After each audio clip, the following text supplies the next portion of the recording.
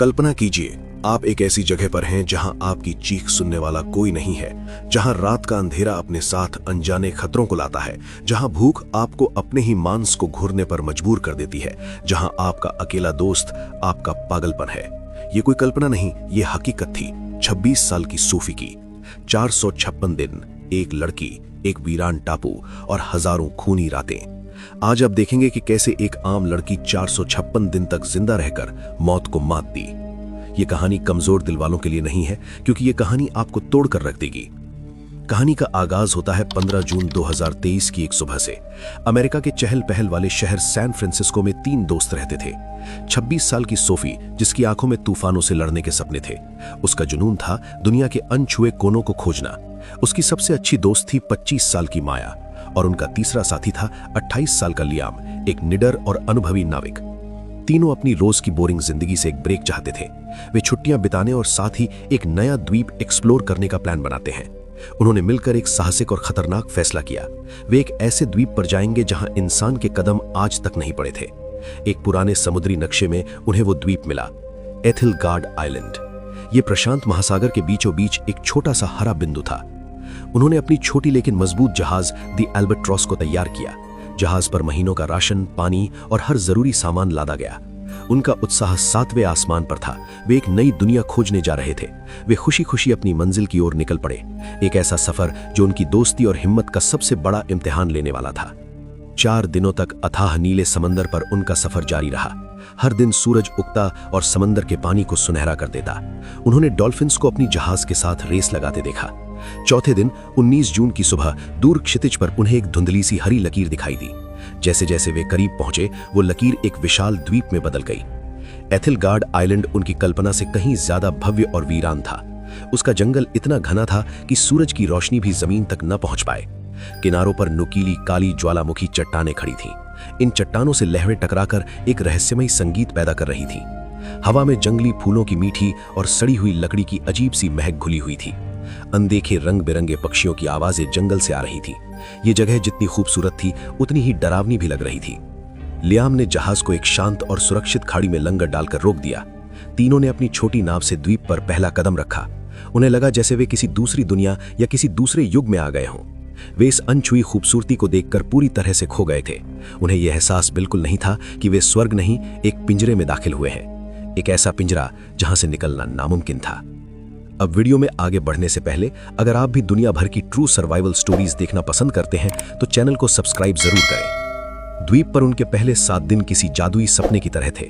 हर दिन वे एक नई और हैरान कर देने वाली चीज खोजते। उन्होंने रात में चमकने वाले नीले रंग के मशरूम देखे। उन मशरूमों की रोशनी में जंगल किसी दूसरी दुनिया का लगता था। उन्हें एक बहुत पुरानी टूटी फूटी झोपड़ी मिली जो लताओं से ढकी थी। ये किसी भूली बिसरी सभ्यता का आखिरी निशान लग रहा था। वे दिन भर द्वीप को नापते और रात में आग जलाकर अपनी खोजों का जश्न मनाते। ये उनकी जिंदगी का सबसे बेहतरीन समय था। वे आजाद और खुश थे, लेकिन उनकी ये खुशी सिर्फ 7 दिनों की मेहमान थी। 26 जून की सुबह उनके लौटने का दिन आ पहुंचा। उन्होंने अपना सारा सामान वापस द एल्बाट्रॉस पर लाद लिया। लियाम ने मुस्कुराते हुए जहाज का इंजन स्टार्ट करने के लिए चाबी घुमाई, लेकिन इंजन से सिर्फ एक खट की आवाज आई और फिर गहरी खामोशी छा गई। उसने दोबारा कोशिश की, फिर दोबारा, पर इंजन स्टार्ट नहीं हुआ। घंटों की मशक्कत के बाद भी वे उसे ठीक नहीं कर पा रहे थे। जहाज का रेडियो और कम्युनिकेशन सिस्टम भी पूरी तरह से बंद हो चुका था। अब वे दुनिया से कट चुके थे। मदद मांगने का कोई रास्ता नहीं था।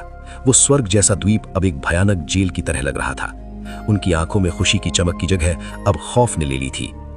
उनके पास एक आखिरी उम्मीद बची थी, जहाज पर रखी एक छोटी motor boat, emergency life boat. मगर उस पर एक बड़ी समस्या लिखी थी, क्षमता सिर्फ 2 व्यक्ति। तीनों एक साथ उस पर बैठकर नहीं जा सकते थे। ये नामुमकिन था। एक लंबी, खामोश और तनावपूर्ण रात के बाद एक दिल तोड़ देने वाला फैसला हुआ। लियाम और माया उस लाइफ बोट से मदद लाने के लिए निकलेंगे। सोफी जहाज पर ही उनका इंतजार करेगी। लियाम ने नक्शे के हिसाब से बताया कि उन्हें 8 दिनों में लौट आना है। उन्होंने सोफी के लिए 10 दिनों का खाना और पानी का स्टॉक छोड़ा। साथ में एक फ्लेयर गन भी दी ताकि जरूरत पड़ने पर वो सिग्नल दे सके।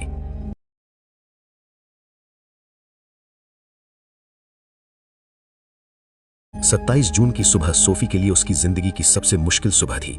उसने रोते हुए अपने दोनों दोस्तों को गले लगाया। हम जल्द लौटेंगे सोफी, हिम्मत मत हारना। सोफी द एल्बाट्रॉस के डेक पर खड़ी उन्हें दूर जाते हुए देखती रही। वो तब तक देखती रही जब तक नाव समंदर में एक छोटा सा बिंदु बनकर गायब नहीं हो गई। वो वापस जहाज के अंदर बने छोटे से केबिन में आ गई, जो अब उसका घर था। उसने केबिन की दीवार पर पहला निशान खींचा, दिन 1। हर सुबह वो उम्मीद से समंदर को देखती और दीवार पर एक और निशान खींच देती। 10 दिन बीत गए, 10 निशान खिंच गए, लेकिन कोई वापस नहीं आया। 11वें दिन की सुबह सूरज उगा, पर सोफी की उम्मीद का सूरज डूब चुका था। वो समझ गई थी कि वो इस अनजान दुनिया में अब बिल्कुल अकेली है। सोफी को लग रहा था कि उसके दोस्त उसे छोड़कर चले गए हैं, लेकिन वो बेचारी ये नहीं जानती थी कि उसके दोस्त अब इस दुनिया में नहीं थे। जिस दिन लियाम और माया द्वीप से निकले थे, उसके दूसरे दिन ही उनके सिर पर मौत का साया मंडराने लगा था। आसमान अचानक काला हो गया और समंदर पागल हो गया। पहाड़ जैसी ऊंची लहरें उनकी छोटी सी नाव को खिलौने की तरह उछाल रही थीं। लियाम अपनी पूरी ताकत से नाव को संभालने की कोशिश कर रहा था, लेकिन उस भयानक तूफान के सामने उनकी हिम्मत जवाब दे गई। एक दैत्याकार लहर ने उनकी नाव को हवा में उछाला और पलट दिया। एक पल में ही वे दोनों उस ठंडे, गहरे और बेरहम समंदर की गहराइयों में समा गए। उनका वादा, उनकी दोस्ती, उनकी जिंदगी, सब कुछ वहीं दफन हो गया। और यहाँ एथिलगार्ड आइलैंड पर सोफी उस वादे का सच होने का इंतजार कर रही थी। एक ऐसा वादा जो कभी पूरा होने के लिए था ही नहीं। वो हर रात जहाज के केबिन में दुबकी रहती, तूफान की आवाज सुनती और ये सोचती कि उसके दोस्त कहाँ होंगे। उसे नहीं पता था कि जिस तूफान से वो डर रही है, वही तूफान उसके दोस्तों को उससे हमेशा के लिए छीन चुका था। उसका इंतजार अब कभी खत्म नहीं होने वाला था। वो उस द्वीप पर अकेले रहने और अकेले मरने के लिए छोड़ दी गई थी। दोस्तों के जाने का यकीन उसे अंदर से तोड़ चुका था। अब लड़ाई सिर्फ जिंदा रहने की थी, हर एक सांस के लिए जंग। खाना हफ्तों पहले खत्म हो चुका था। वो कई कई दिनों तक भूखी रहती, पेट में पत्थर बांधकर। पीने के लिए कोई झरना नहीं था। वो सिर्फ बारिश पर निर्भर थी। जब हफ्तों बारिश न होती तो प्यास से उसका गला सूख कर कांटा हो जाता। वो सुबह पत्तों पर जमी ओस की बूंदों को चाटकर अपनी प्यास बुझाती। रातें सबसे ज्यादा खौफनाक थीं। जंगली सूअरों के झुंड जहाज के आसपास घूमते और जमीन खुरचते उनकी घुरघुराने की आवाज सुनकर सोफी की रूह कांपती आती। वो केबिन का दरवाजा कसकर बंद कर लेती और खामोशी से सुबह का इंतजार करती। लेकिन भूख किसी भी डर से बड़ी होती है। एक दिन कई दिनों की भूख से तड़पकर उसने एक फैसला किया, अगर जीना है तो मारना होगा। उसने जहाज से मिले लोहे के एक टुकड़े को पत्थर पर घिसकर एक धारदार भाला बनाया। उसने एक खतरनाक जंगली सुअर का शिकार करने की ठानी। ये एक जानलेवा फैसला था जिसमें एक चूक का मतलब मौत था। लेकिन सोफी के पास अब खोने के लिए कुछ नहीं बचा था। सोफी की जिंदगी अब एक रूटीन बन चुकी थी, शिकार करो, जिंदा रहो। उसने कई हफ्तों की कोशिश और कई चोटों के बाद अपना पहला शिकार किया। उस दिन उसने कई महीनों बाद पेट भरकर मांस खाया था। लेकिन हर शिकार एक जानलेवा जंग होती थी। दिन हफ्तों में, हफ्ते महीनों में और महीने साल में बदल गए। सोफी ने दीवार पर 365 निशान पूरे कर लिए थे। 1 साल बीत चुका था। शहर की वो नाजुक लड़की अब पूरी तरह से एक जंगली योद्धा बन चुकी थी। उसने सूअरों की खाल से अपने लिए मजबूत लिबास बना लिया था। अकेलेपन से लड़ने के लिए उसने बांस से एक छोटी सी बांसुरी बना ली थी। हर शाम वो उस पर दर्द भरी धुनें बजाती जो उस वीरान द्वीप पर गूंजती थी। समय बीतता रहा। दीवार पर निशानों की संख्या 400 पार कर चुकी थी। सोफी अब शारीरिक रूप और मानसिक रूप से थक चुकी थी, टूट चुकी थी। एक दोपहर वो उदास बैठी जहाज के डेक से समंदर को देख रही थी। तभी उसे दूर क्षितिज पर एक बिंदु दिखा। वो एक जहाज था। सोफी की सूखी रगों में जैसे अचानक खून की बाढ़ आ गई। वो अपनी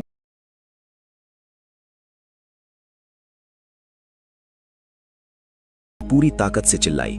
उसने आग जलाई, कपड़े लहराए, लेकिन सब बेकार गया।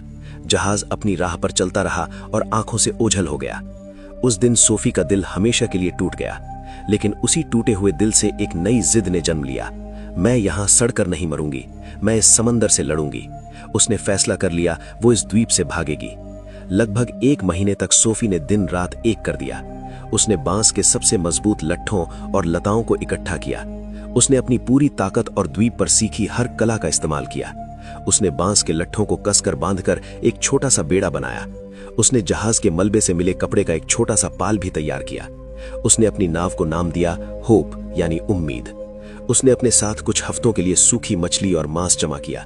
मीठे पानी के लिए उसने नारियल के खोखले खोलों को भर लिया। और हाँ, उसने अपनी वो कीमती बांसुरी भी अपने साथ रख ली। 426वें दिन उसने अपनी छोटी सी होप को समंदर में धकेला। उसने आखिरी बार अपने उस द्वीप को मुड़कर देखा जो उसकी जेल भी था और घर भी। और फिर वो अनजान अथाह समंदर में उतर पड़ी। शुरुआती कुछ दिन उसकी हिम्मत बनी रही। वो पाल की मदद से आगे बढ़ती रही, लेकिन जल्द ही उसे इस सच्चाई का सामना करना पड़ा। वो इस अंतहीन समंदर में एक पत्ते की तरह थी जिसका कोई किनारा नहीं था। चारों तरफ मीलों तक सिर्फ नीला पानी और खामोशी थी। अब उसे द्वीप का अकेलापन भी एक नियमत लगने लगा था। उसका खाना और पानी हर गुजरते दिन के साथ कम हो रहा था। उसने अपनी जिंदगी का सबसे बड़ा और सबसे खतरनाक जुआ खेला था। 1 महीना, फिर 2 महीने। सोफी अब समंदर में पूरी तरह खो चुकी थी। लगभग 450 दिन अकेले लड़ते लड़ते वो अब अपने अंत के करीब थी। उसका सारा खाना और पीने का पानी कई हफ्ते पहले ही खत्म हो चुका था। वो अब सिर्फ बारिश के पानी के सहारे जिंदा थी, जो कभी कभार बरसता था। दिन का जलता हुआ सूरज उसका सबसे बड़ा दुश्मन था। उसकी त्वचा झुलसकर काली पड़ गई थी और जगह जगह से फट गई थी। नमक वाले पानी और हवा ने उसके शरीर पर अनगिनत जख्म दे दिए थे। वो भूख से इतनी कमजोर हो गई थी कि अब हिलना भी मुमकिन नहीं था।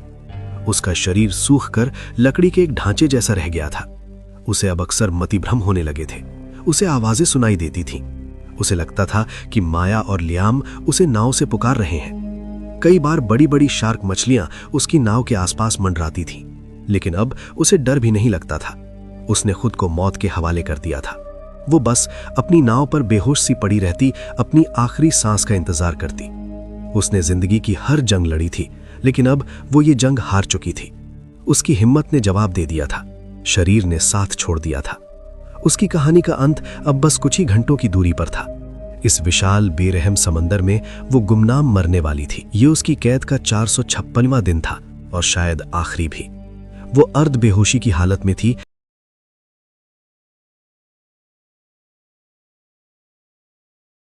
जब उसे एक बहुत दूर से आती हल्की सी गूंज सुनाई दी। शायद ये भी उसका एक वहम था, उसने सोचा। लेकिन गूंज बढ़ती गई। ये एक इंजन की आवाज थी।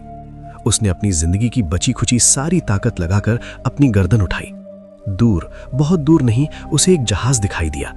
ये एक बड़ा रिसर्च वेसल था जिसका नाम था ओरायन स्टार।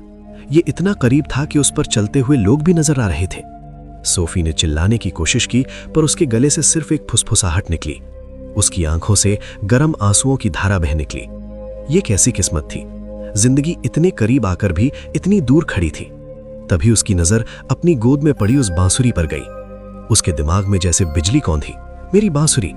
उसने कांपते हुए टूटे हुए हाथों से उसे उठाया, अपने फटे हुए होठों पर रखा और अपनी आखिरी सांसों की ताकत से उसमें फूंक मारी। एक बहुत ही कमजोर, टूटी फूटी, दर्द और उम्मीद से भरी एक धुन निकली और ओरायन स्टार के डेक पर एक अफसर शांति से समंदर को देख रहा था। तभी उसे हवा के साथ आई वो अजीब, दर्द भरी और नामुमकिन सी धुन सुनाई दी। उसने हैरानी से अपने साथी से पूछा, तुमने वो सुना, जैसे कोई रो रहा हो? उन्होंने दूरबीन से उस दिशा में देखा और उन्हें वो छोटा सा बेड़ा दिखा। पानी में कोई है। जहाज का सायरन बज उठा। जब बचाव दल उस तक पहुंचा, सोफी बेहोश हो चुकी थी, लेकिन उसकी उंगलियों ने अपनी उस बांसुरी को कसकर पकड़ रखा था। उसे एक धुन में उसे मौत के मुंह से वापस खींच लिया था। उसने अपनी हिम्मत और उस बांसुरी की धुन पर मौत को भी हरा दिया। सूफी की ये अविश्वसनीय कहानी अगर आपके दिल तक पहुंची हो तो इस वीडियो को एक लाइक जरूर दें और कमेंट्स में लिखकर बताएं कि इस कहानी के किस हिस्से ने आपके रोंगटे खड़े कर दिए। ऐसी ही और हैरान कर देने वाली कहानियों के लिए मेरे चैनल को अभी सब्सक्राइब करें। मिलते हैं अगली कहानी में। बहुत बहुत धन्यवाद।